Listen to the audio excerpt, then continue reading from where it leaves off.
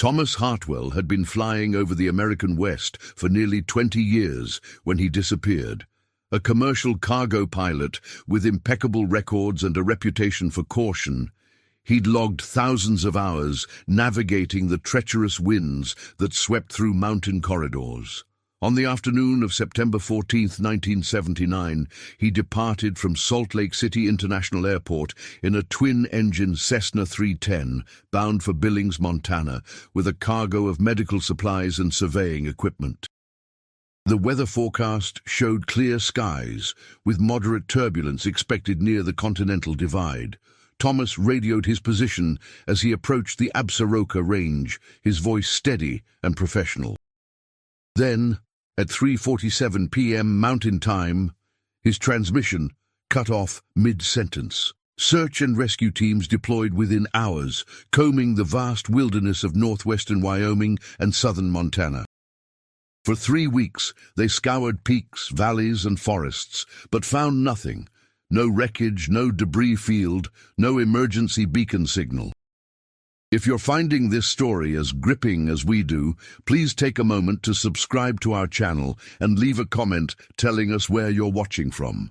We love hearing from viewers around the world who share our fascination with these unsolved mysteries. Thomas left behind a wife, Eleanor, and 2 teenage daughters in their modest home in Sandy, a suburb south of Salt Lake City. Eleanor worked as a nurse at Holy Cross Hospital, and the girls, Rachel and Susan, were juniors at Jordan High School. The family had moved to Utah from Colorado in 1972, drawn by Thomas's job with Rocky Mountain Air Freight, a regional carrier that specialized in remote deliveries across the Mountain West. The initial investigation yielded few answers. Thomas's final words, "Experiencing some unusual instrument readings, will advise," suggested a mechanical problem, but nothing more specific. The Federal Aviation Administration reviewed his maintenance logs and found everything in order. The Cessna had passed inspection just 3 weeks before the flight. Colleagues described Thomas as methodical, someone who triple-checked everything and never took unnecessary risks. He wasn't the type to fly into a storm or push his fuel margins.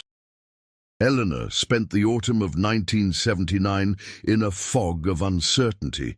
Without a body or wreckage, there could be no funeral, no real closure.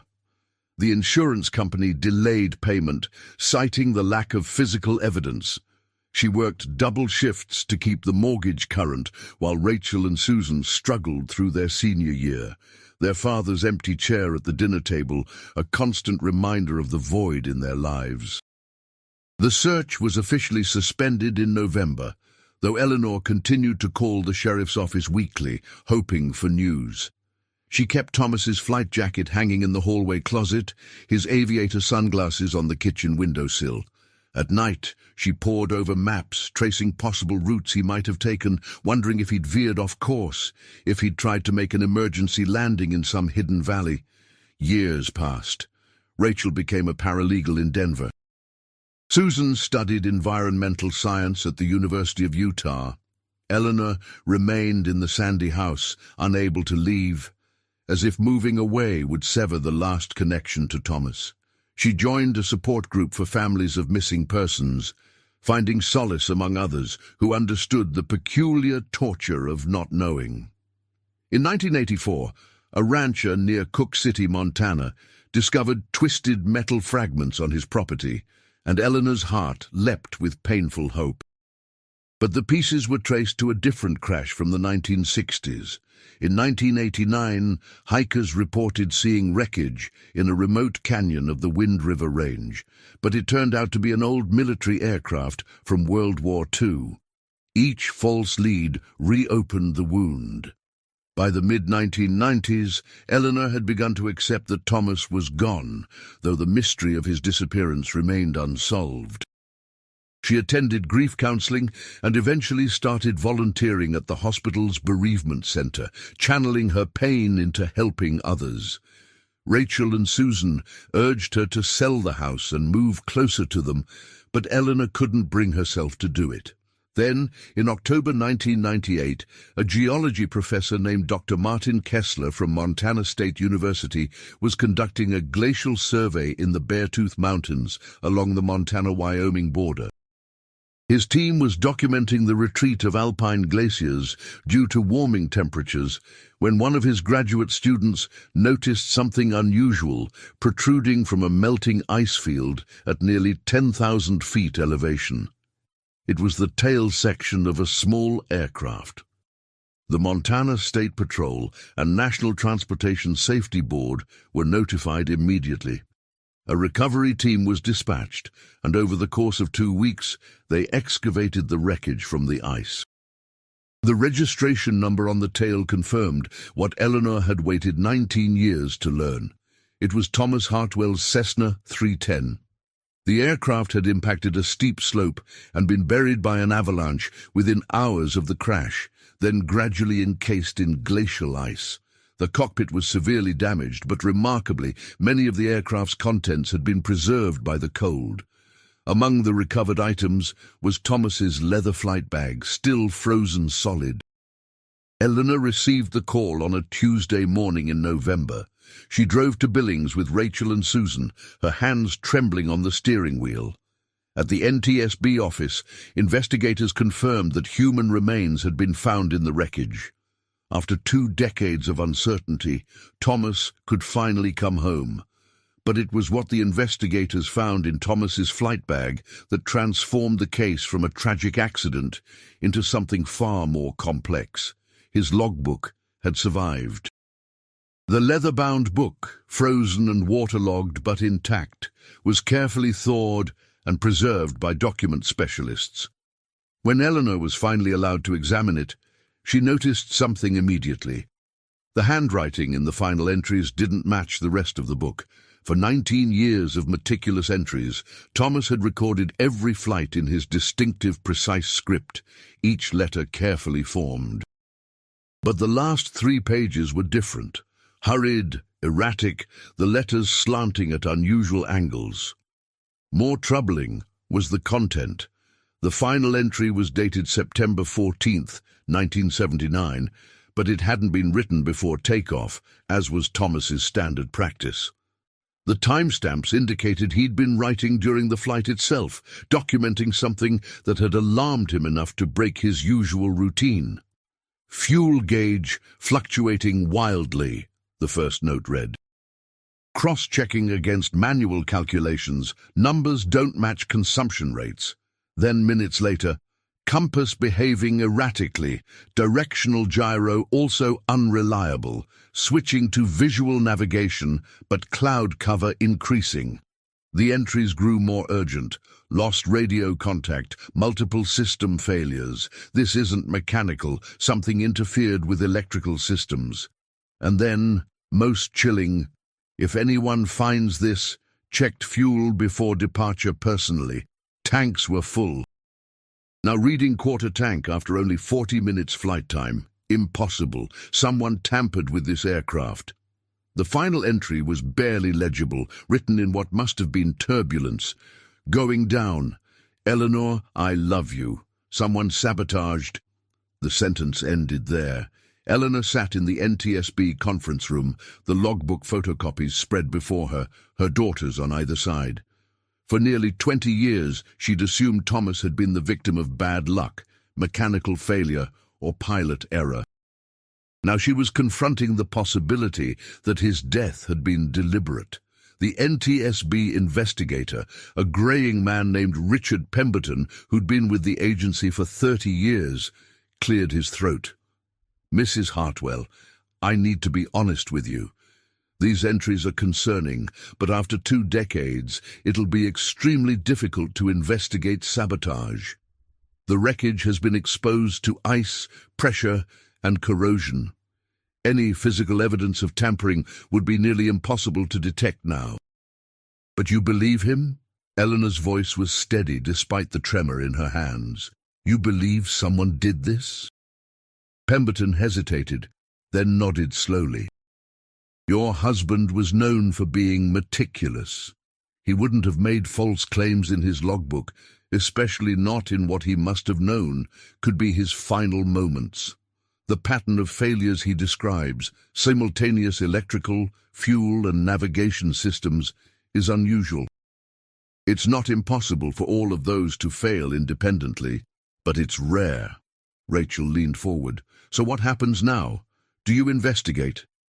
We'll do what we can, Pemberton said. We'll examine what's left of the aircraft. We'll review his maintenance records again, interview anyone who had access to the plane before that flight. But I have to be realistic with you. This happened in 1979. Many of the people involved may have moved away, retired, or passed away. The company he worked for went bankrupt in 1983. Records are scattered or lost. Susan asked the question that was weighing on all of them. Who would want to hurt our father? He was a cargo pilot. He wasn't wealthy or famous. He didn't have enemies. Eleanor closed her eyes, and suddenly she was back in 1979, remembering the months before Thomas disappeared. There had been something troubling him that summer. He'd been quieter than usual, preoccupied. She'd asked him about it several times, and he'd always deflected, saying it was just work stress, but there had been phone calls late at night, conversations he'd taken in his study with the door closed. Once, she'd picked up the extension and heard him talking to someone about documentation and federal regulations, his voice tense. At the time, she'd assumed it was routine FAA business, maybe an audit or inspection. But now, with the logbook's final entries before her, she wondered if Thomas had discovered something that had made him dangerous to someone. "There's something else," Eleanor said slowly. "About 6 weeks before he disappeared, Thomas came home upset. He wouldn't tell me details, but he said he'd found discrepancies in cargo manifests at work. He was going to report it to his supervisor." Pemberton's expression sharpened. "What kind of discrepancies?" "I don't know. He said it was probably just paperwork errors, but he wanted to make sure everything was documented properly." Eleanor paused, remembering. His supervisor was a man named Gerald Vickers. Thomas never liked him, said he cut corners, pressured pilots to fly in marginal weather to keep clients happy. "Do you know if your husband filed a report?" "I don't know. A few weeks later, he seemed more relaxed, back to his normal self. I assumed whatever it was had been resolved." Pemberton made notes. "We'll look into it. Rocky Mountain Air Freight was based out of Salt Lake City. There should be some records somewhere, even if the company's defunct." Over the following weeks, the investigation slowly moved forward. The NTSB confirmed that Thomas's remains would be released to the family for burial. Eleanor planned a funeral for December, finally able to lay her husband to rest after 19 years. The service was held at St. Thomas More Catholic Church in Sandy, the same church where they'd been married in 1958. Colleagues from Thomas's early flying days attended, along with neighbors who'd watched the family wait and hope for 2 decades. But even as Eleanor found some measure of closure, new questions emerged. Pemberton assigned a junior investigator, Maria Fuentes, to track down former Rocky Mountain Air Freight employees. It was slow work, like excavating layers of buried history, but Maria was thorough and persistent. She located a former flight dispatcher named Kenneth Royce, living in a retirement community in Provo. Kenneth, now in his 70s and suffering from emphysema, remembered Thomas well. "Best pilot we had," he said, his voice rough from the oxygen tube in his nose. "Never cut corners, never complained. The kind of guy you'd want flying your family around." Maria showed him copies of the logbook entries. Kenneth studied them for a long time, his expression troubled. "There were rumors back then," he finally said. "Nothing concrete, just talk among the staff. Some of us thought the company was flying more than just legitimate cargo." "What do you mean?" "Look, it was the late 70s. Drugs were flooding into the country through a dozen different routes. Small air freight companies were perfect for smuggling. Lots of flights, remote airstrips, minimal oversight. I never saw anything myself, but there were flights that didn't make sense. Deliveries to places that didn't need what the manifest said they were getting. Cargo that was loaded at night by people who didn't work for us. Did you report this? Kenneth shook his head. I needed the job. I had 3 kids in college. And like I said, I never had proof, just suspicions. But I remember Thomas asking questions that summer. He was assigned to more and more of those weird flights, the ones that didn't add up. He started double-checking manifests, comparing weight and balance calculations against what the cargo was supposed to be. What happened? He went to Vickers, the operations manager, told him he thought someone was falsifying cargo records. Vickers told him to mind his own business, that the company was legitimate, and Thomas was being paranoid. Kenneth coughed, a deep, rattling sound. About a month later, Thomas was dead. Vickers said it was a tragedy, gave this whole speech at a company meeting about safety and loss, but I remember thinking it was convenient timing. Maria felt a chill despite the warm retirement home. What happened to Vickers? He left the company in early 1980, just a few months after Thomas disappeared. Moved to Arizona, I heard. Some people said he took a golden parachute from the owners. Others said he was pushed out. The company started failing after that. Lost contracts, had a couple more crashes, couldn't make payroll. By 1983, it was finished.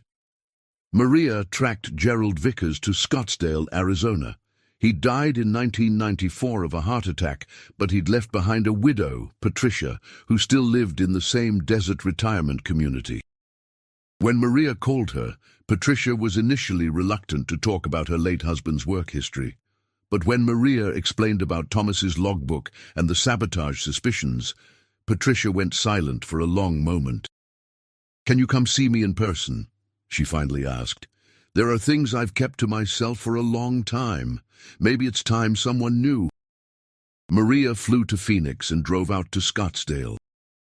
Patricia Vickers was a small, elegant woman in her mid-70s, her silver hair perfectly styled, her home decorated with southwestern art and photographs of grandchildren. She served tea in the living room and didn't waste time on small talk. "Gerald drank himself to death," she said bluntly. "Oh, the official cause was heart failure, but the real reason was 30 years of whiskey and guilt. He was never the same after 1979. He'd wake up with nightmares, muttering about someone named Hartwell." Maria set down her teacup carefully. "Tell me what you know." Gerald worked for Rocky Mountain Air Freight from 1974 until 1980. He was the operations manager, in charge of scheduling flights and managing pilots. Sometime in 1978, maybe early 1979, he got involved with people who were using the company to smuggle cocaine from Mexico.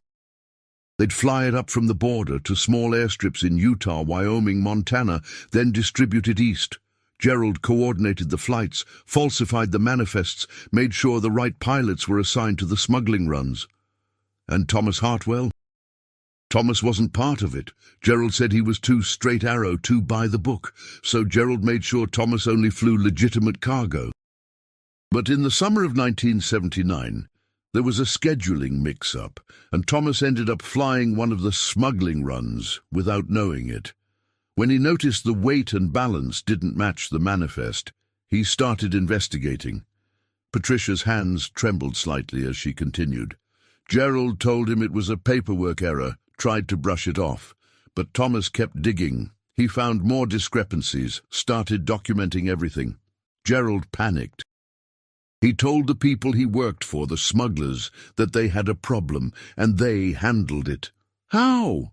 I don't know the details. Gerald never told me exactly what they did, but a few days before Thomas's last flight, Gerald came home looking sick. He'd been drinking, and he told me something terrible was about to happen. He said Thomas Hartwell was going to have an accident, and there was nothing he could do to stop it. I asked him what he meant, and he just shook his head and poured another drink. Maria felt her pulse quickening. "Do you know who these people were? The smugglers? No names. Gerald was terrified of them. But I know they were based in Salt Lake City, well-connected, had ties to organized crime in Las Vegas. After Thomas disappeared, Gerald thought he was safe, that they'd leave him alone. But they started demanding more from him, wanted him to do riskier things. That's why we left Utah. Gerald negotiated some kind of payout to keep quiet, and we moved here. But it ate him alive. Every year on September 14th, he'd get drunk and cry about that pilot he helped kill. Maria spent another hour with Patricia, getting every detail she could remember. Then she returned to Montana and briefed Pemberton on her findings. The information was damning, but not sufficient for criminal charges. Gerald Vickers was dead. The smuggling organization had long since dissolved or evolved. The physical evidence of sabotage was impossible to confirm after 2 decades of ice and corrosion, but there was enough to make a determination. In March 1999, the NTSB issued its final report on the crash of Thomas Hartwell's aircraft. The probable cause was listed as catastrophic systems failure due to suspected criminal sabotage. It wasn't a perfect resolution, but it was vindication of sorts. Thomas hadn't made a mistake. He hadn't been reckless.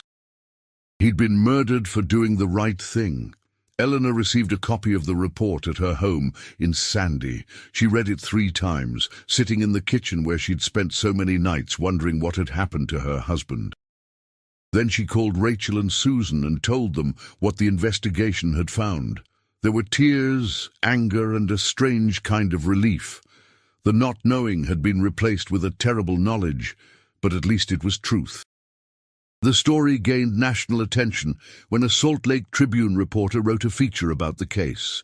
Other journalists followed, digging into Rocky Mountain Air Freight's history, uncovering more evidence of smuggling operations in the late 1970s.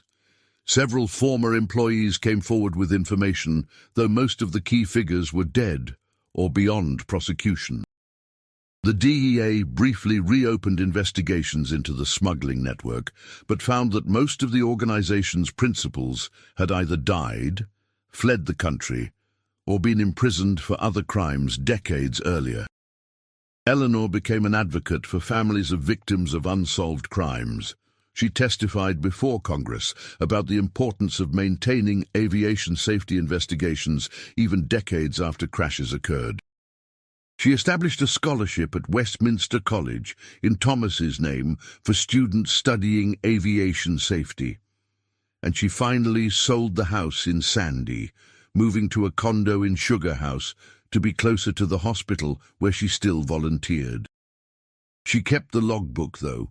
The NTSB had offered to preserve it in their archives, but Eleanor insisted on keeping the photocopies. She had them professionally bound and stored them in a safety deposit box at her bank. Sometimes, on difficult days, she'd take them out and read Thomas's final words, imagining him in that cockpit, fighting to control a sabotaged aircraft, taking the time to document what was happening, so someone, someday, would know the truth.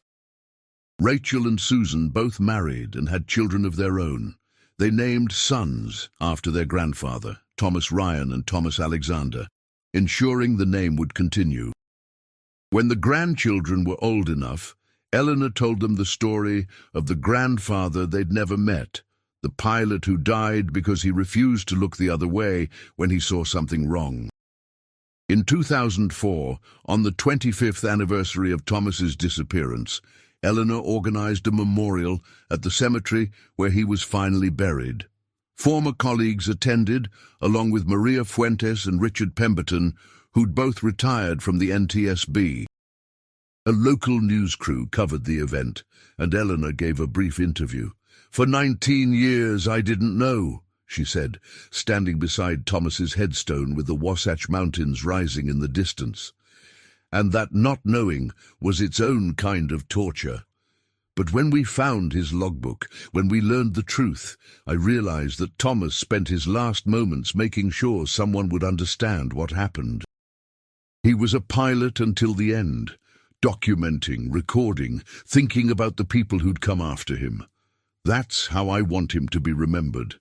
Not as a victim, but as someone who stood up for what was right, even when it cost him everything. The cemetery was quiet, except for the wind moving through the pine trees. Eleanor placed a small model airplane on the headstone, a Cessna 310 like the one Thomas had flown. Rachel and Susan stood beside her, their children playing nearby, unaware of the weight of the moment.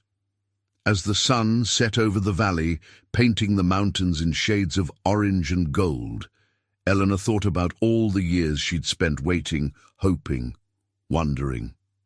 The truth had come too late to bring Thomas back, too late to see justice done to those responsible, but it hadn't come too late to matter. The logbook had told a story that needed to be heard, and in doing so, it had given Thomas's death meaning beyond the tragedy of his loss. She touched the headstone, feeling the cool granite beneath her fingers, and whispered words she'd waited 25 years to say with certainty. "Thank you for leaving us the truth. Thank you for being brave. Thank you for being you." The model airplane gleamed in the fading light, frozen in eternal flight, a reminder that some things, truth, love, the determination to do what's right, transcend even death. Thomas Hartwell had vanished over the Rockies in 1979, but his story had finally found its way home, carried on the wings of words, written in the last desperate moments before silence, preserved in ice and time, waiting to be discovered when the world was ready to listen. And in that telling, in that remembering, Thomas flew on.